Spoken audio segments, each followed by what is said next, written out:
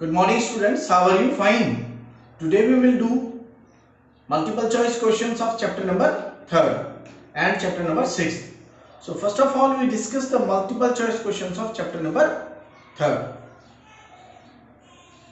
So first question is, if a number is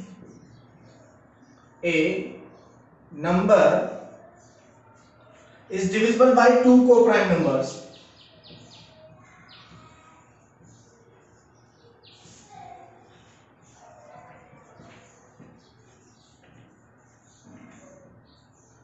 if a number is divisible by two co-prime numbers, then it is also divisible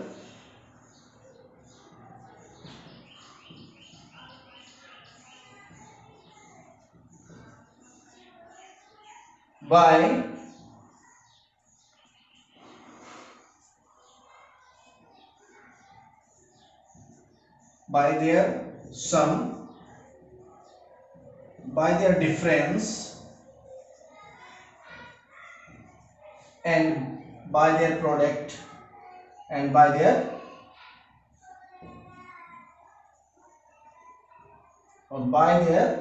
division या quotient.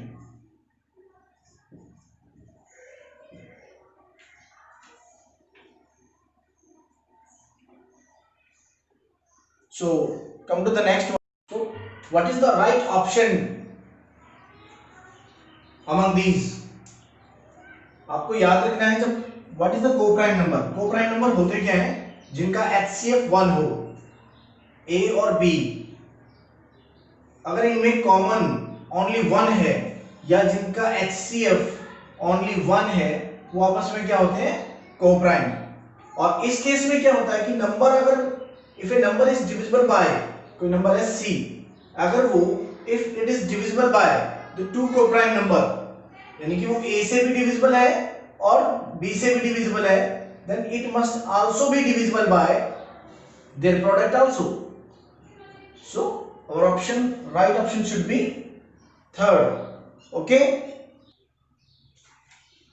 let us again take an example.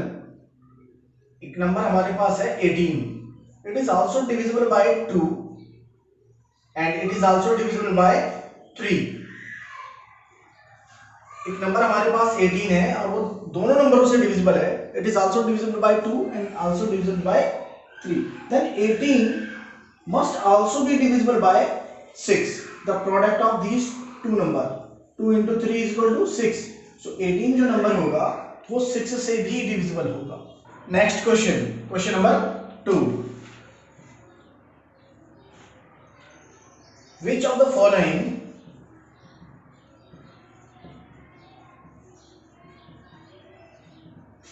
is divisible by 7? Which of the following is divisible by 7? आपके पास कुछ number given है. Option number A, option number B, option number C,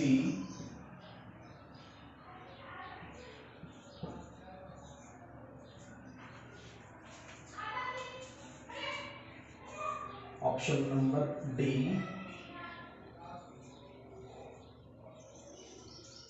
So which of them is divisible by 7? इनमें से ऐसा कौन सा है जो 7 से डिविजिबल है? How to check it? आपको पता है 7 से डिविजिबिलिटी टेस्ट कैसे चेक करते हैं? आपको नंबर चूज करना है 3, 4, 7. लास्ट डिजिट को हटाना है. We have to remove it और इसको 2 से मल्टीप्लाई करना है. 7 2 सा 14 और रिमेनिंग में से सबट्रैक्ट करना है. What remains? 20. So it is not divisible by 7. Second number लीजिए 1036.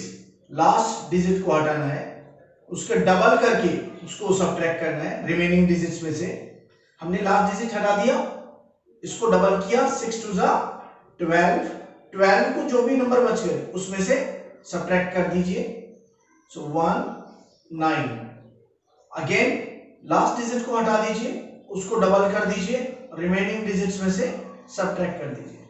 सो 7. So this number is divisible by 7.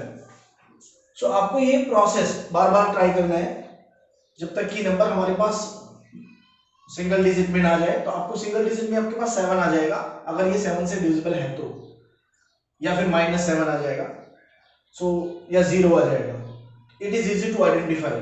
और वैसे आप यहां से भी आइडेंटिफाई कर सकते हो कि 91 सर 7 से डिविजिबल है, देन इट्स ओके. यहां से भी आप चेक कर सकते हो. नेक्स्ट नंबर देखिए 4038. 8 हमने रिमूव किया, 8 2 जा 16. अब 16 को हमने इसमें से सब्ट्रैक्ट किया, व्हाट रिमेन्स 7. 9 में से 1 8 3. 7 फिर रिमूव किया, 7 2 जा 14. 14 को इसमें से सब्ट्रैक्ट किया 2 and again 2. It means it is also not divisible by 7. Again एक नंबर और है 3 4 4. 4 को रिमूव किया, 4 2 जा 8. 8 को इसमें से रिमूव किया हमने, व्हाट वी गेट 26. तो 26 भी 7 से डिविजिबल नहीं है. अगर फिर से फर्दर भी आप ट्राई करते हो तो ट्राई कर सकते हो, but it is not divisible by 7. सो आपके पास 7 का कैसा भी टेस्ट आ जाए तो आप आराम से चेक कर सकते हो. एक डिविजिबिलिटी टेस्ट का क्वेश्चन जरूर आएगा. Next question, what are the values of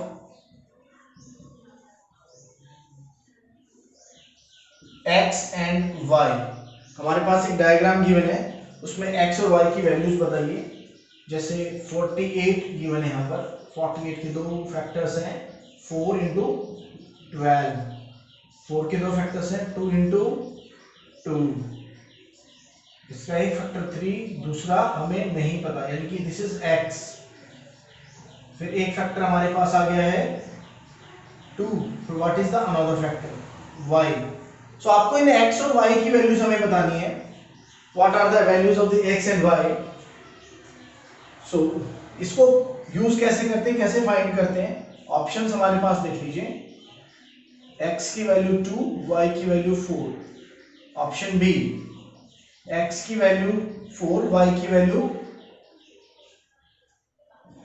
2.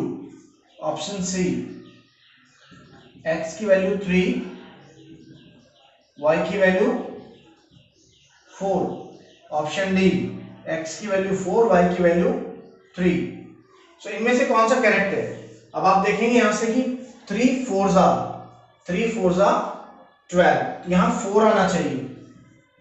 सो हमारा x का वैल्यू क्या आ गया 4. सो x का 4 वैल्यू इसमें भी है और इसमें भी है. नेक्स्ट 2, अब यहाँ 4 कब आएगा, तो 2 को 2 से मल्टीप्लाई करेंगे, तो यहाँ क्या आना चाहिए 2.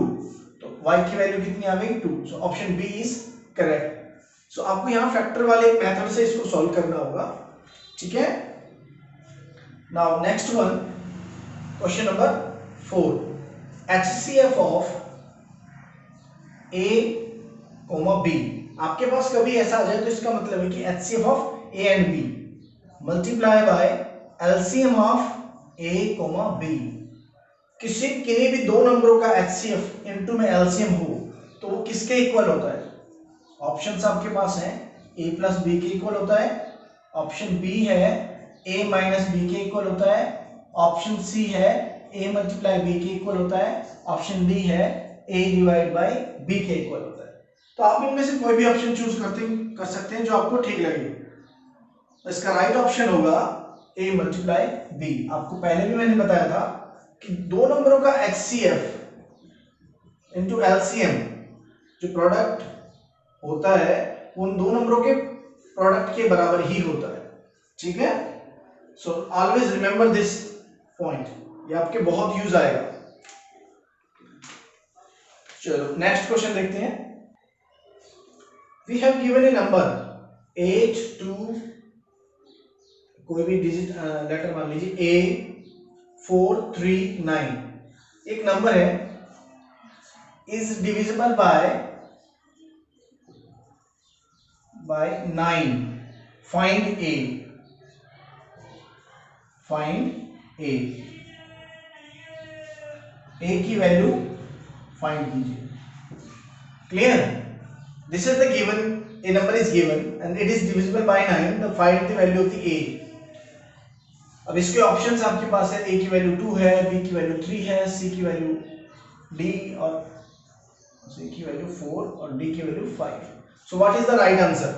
हम इसे कैसे सॉल्व करेंगे? तो sum of all the digits,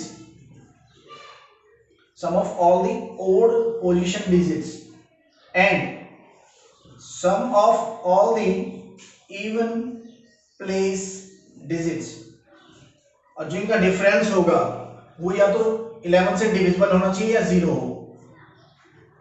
2 + 4 + 9, इनका डिफरेंस देखिए 11 + a - 15,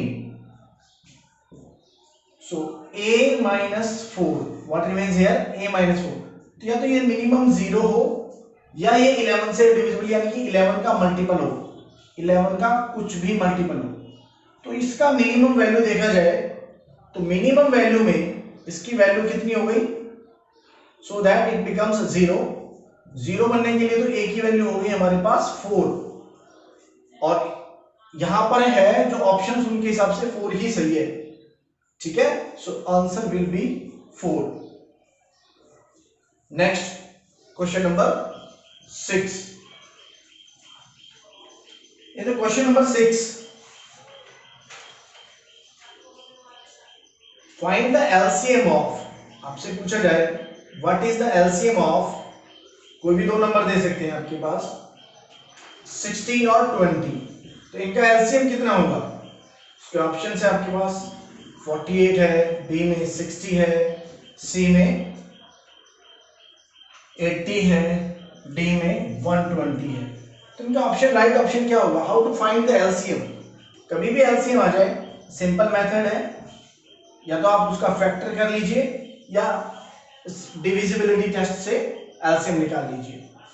इनके कॉमन किस नंबर से सबसे छोटा प्राइम नंबर है जिससे डिविजिबल है? 2 से। 8 जा 10 जा, फिर 2 से, 4 जा 5 जा, फिर 2 से, 2 जा 5, फिर 2 से 1 5, फिर 5 से 1 1। अब इनका जो मल्टीपल होगा वही रिजल्ट होगा। 2 2 जा 4, 4 2 जा 8, 8 2 जा 16, 16 5 जा 80।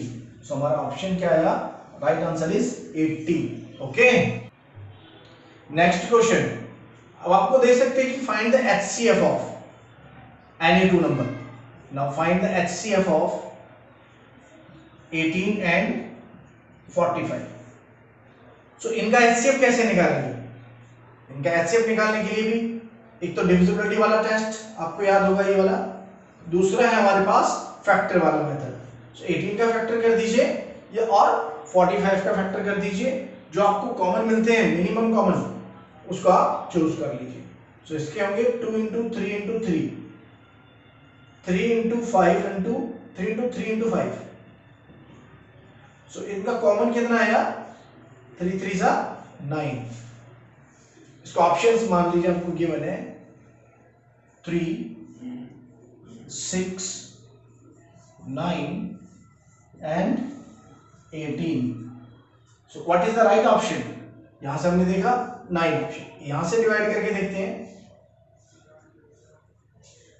9 हियर 18, 9 2 जा 18, तो option 9 is the right one. तो आप जो भी मेथड आप यूज करते हो कोई भी यूज करो, जब हम एमसीक्यूज करते हैं तो हमें कोई मेथड डिस्क्राइब नहीं होता बट हमें आंसर बताना होता है। So it's right option is C. Now these are some sample question from the chapter number 3rd. Now let us discuss some multiple choice questions of chapter number 6. आपसे पूछा जा सकता है क्वेश्चन नंबर 8 देख लीजिए। What comes to the left of -3? और -3 के left में कौन सा नंबर है?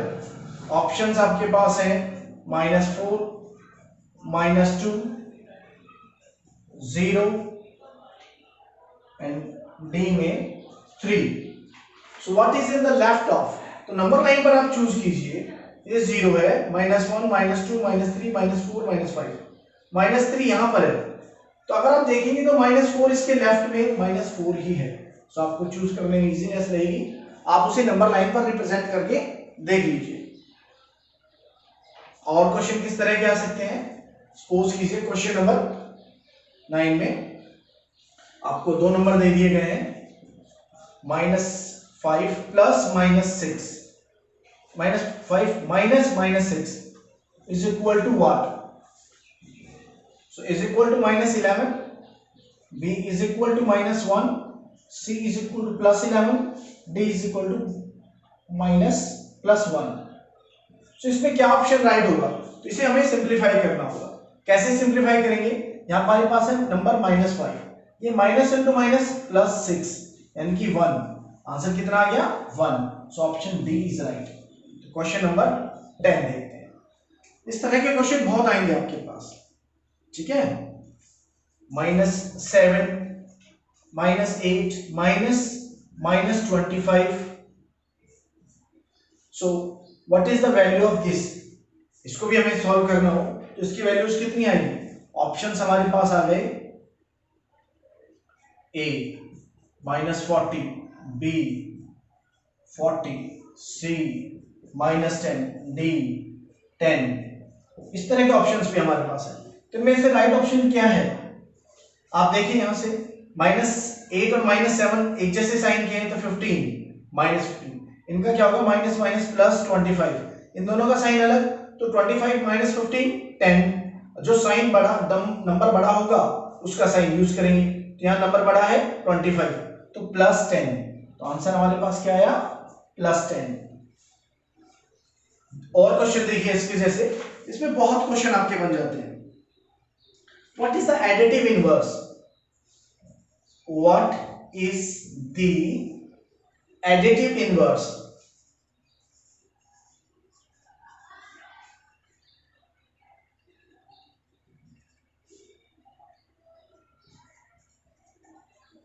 of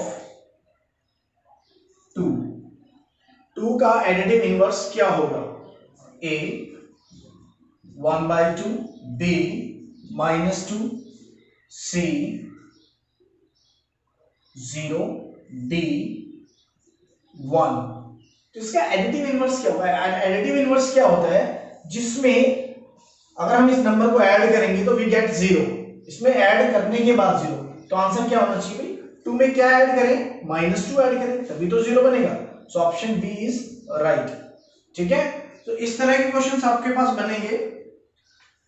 और एक क्वेश्चन और देख लीजिए फिर भी। What is the opposite of, what is the opposite of 50 meter above, 50 meter above the sea level? What is the opposite of this? Above sea level. So इसमें क्या होगा इसका अपोजिट? अब 50 मीटर अबव दे रखा है तो इसका अपोजिट क्या होगा? 50 मीटर बिलो। और भी ऑप्शंस आपके पास होंगे, पर आपको चूज क्या करना होगा? सीधा 50 मीटर बिलो, ठीक है। So these are some questions from chapter number 3 and chapter number 6। Thank you.